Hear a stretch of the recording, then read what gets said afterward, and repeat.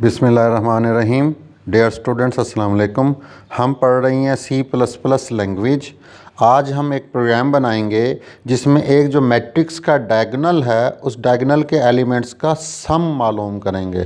तो find the sum of elements of diagonal. जो diagonal के एलिमेंट्स हैं, एक मैट्रिक्स का जो डायगोनल होता है उसके जो एलिमेंट्स है उसका सम मालूम करेंगे। ये लिखा हुआ जी हैश इंक्लूड आयोस्ट्रीम। आयोस्ट्रीम एक हेडर फाइल होती है। Using name space std int main int m33। m matrix का नाम है। यह 2 डायमेंशनल एरे है जिसमें 3 रोज़ हैं और 3 कॉलम्स हैं। जैसे ये सॉरी जैसे कि ये एक मैट्रिक्स हमने यहाँ पर डिक्लेयर किया है, तो रैम के अंदर, मेमोरी के अंदर इस तरह की एक 2 डायमेंशनल एरे बन गई है। आई, जे और एस ये 3 वेरिएबल हैं इंटीजर टाइप के।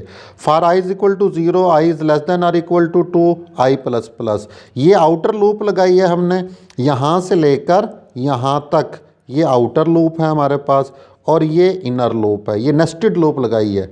एक लूप की बॉडी के अंदर एक और लूप आ जाए, ये नेस्टेड लूप कहलाती है। तो ये आउटर लूप है और इस लूप की बॉडी के अंदर ये इनर लूप है। ठीक हो गया। अब ये लूप यहाँ से यहाँ ऐसे चलेगी इसकी वर्किंग, और ये लूप जो है यहाँ से यहाँ ऐसे चलेगी, तो इसकी वर्किंग ऐसे होगी। ये लूप क्यों लिखी है नेस्टेड लूप? इस एरे को, इस 2 डायमेंशनल एरे को या मैट्रिक्स को वैल्यू देने के लिए। तो ये कॉलम नंबर 0 है, ये कॉलम नंबर 1, ये कॉलम नंबर 2, ये रो नंबर 0, ये रो नंबर 1, ये रो नंबर 2। ये हमारे पास मैट्रिक्स है या 2 डायमेंशनल एरे है। अब इसके अंदर हमने वैल्यूज़ एंटर कर देनी है। फ़र्ज़ करें 7 है, 8 है, 9 है, 5 है, 6 है, 2 है, 4 है, 3 है, यहाँ पर कह लेते हैं, फ़र्ज़ कर लेते हैं 1 है। तो हमारे पास डायगोनल क्या होता है? ये डायगोनल है हमारे पास, ये डायगोनल यानी 7, 6 और 1, इनको हमने सम करना है। 7 और 6 हमारे पास हो गए 13, 13 प्लस 1 14।